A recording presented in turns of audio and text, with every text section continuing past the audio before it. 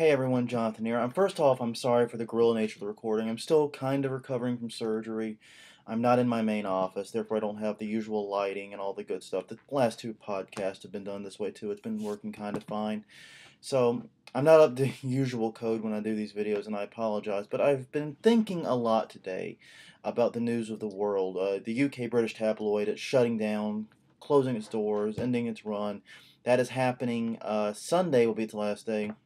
And this comes after a series of scandals have rocked, and most of them revolving around allegedly hacking into various voicemail systems to read, delete messages, and otherwise manipulate them. And the worst and the most egregious, the one everyone's up in arms about, is they actually hacked into the voicemail of a teenage murder victim, and while they were still hunting for her and the body, and they gave her family false hope that she was still alive because someone was in there deleting voicemails to keep the inbox from filling up.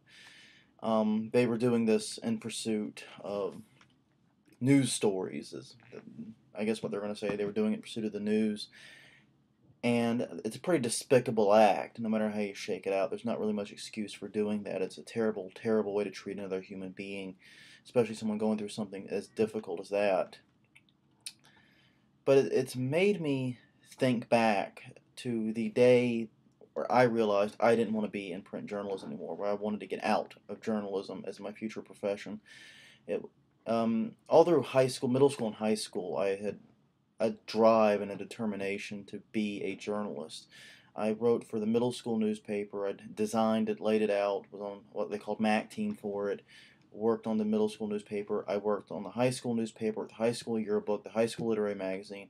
I did all three, including design and web development work for the newspaper. Worked a lot in print journalism. Got to college. Print journalism was my major.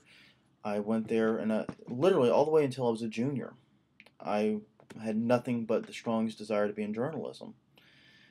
And then I attended a reporting class. I believe it was 301, and it was Ernie Wiggins was the professor. Professor Ernie Wiggins. He wasn't a doctor. He was an actual reporter who's now teaching, and that's important to the story a little bit later. He got in front of the class on one of the first days. He had a TV, and he said, "I'm going to play you guys a video."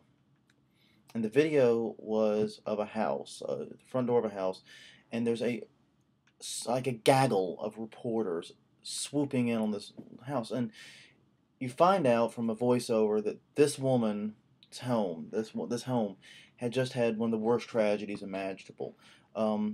Mother, I'm unsure if it was a single mother or not, but had just lost her two sons. The two brothers died in some kind of car accident.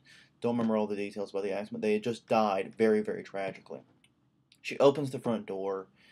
She is in an obvious state of distress. I mean, words fail me in trying to describe the misery and the anguish in her face. I mean, I can only imagine what she was going through at that particular time. It was a terrible, terrible sight. And here are all these reporters pressing. They're on her lawn, pressing against her door, yelling questions at her. Do you have a statement? Do you have anything you want to say? What are your thoughts and feelings right now? Going on and on and on, wanting her to give some kind of comment, pressuring her, and all she's saying is, as tears are streaming down her face, is, "Please go away. Please leave me alone." And eventually, she gathers herself enough to slide back inside and shut and lock the door, and the video ends. And Professor Wiggins then stood before the class and said, "I want you to know that this will be your job. If you become a reporter, this will be your job. Now, before now, you've been well warned that 90% of reporting is boring stuff. It's attending town hall meetings, reading the police blotter. It's stuff that's important and necessary, but it's boring to tears. It's part of the job. Deal with it." But the stuff that isn't interesting isn't about taking always or even often about taking down corrupt politicians or corrupt police officers. It's not about being the fourth estate. It's about getting stories like this. And that means you're going to show up on the worst day of people's lives, most of whom don't deserve it, have done nothing to deserve having such a horrible thing happen to them. You're going to show up on the worst day of their lives, and you're going to make it that much worse. Attorneys get called ambulance chasers for showing up on these days and then offering to help them legally. you're going to be called vultures. You're going to be called, scum of the earth for doing this. But it's your job. It's what's going to be asked of you. And if you have a problem with that, you need to change majors. And I did a lot of soul searching after that. And I decided I did have a problem with it. I did change majors. I actually completed the class. I got I think a B or a B plus. I don't remember which. I did pretty well in it.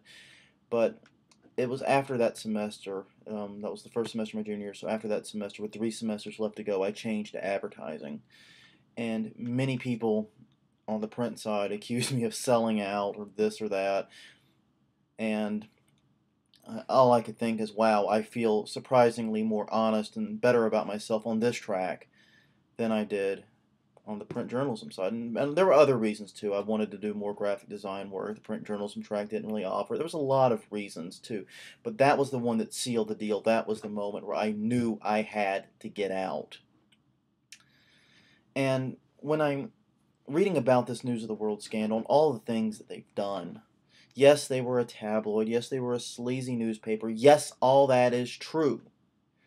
But it's all taking place inside this journalism climate, this climate, where no tragedy is sacred, no pain, no suffering is below or above being exploited. It's a terrible environment.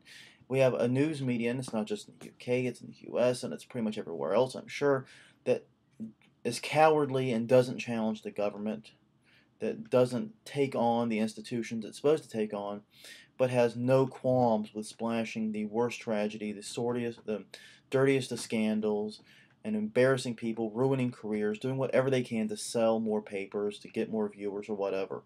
That's the climate we're in. News of the World is not just another paper that made a mistake. This is part of the journalism climate. They're not alone. So what I'm trying to say is basically expect more like this. And I would not be surprised if other newspapers are taking this not as a warning but as an inspiration. Because the climate we're in for journalism makes this type of behavior almost par for the course, I'm sorry to say. It's deplorable, I agree, but it's the nature of the beast right now.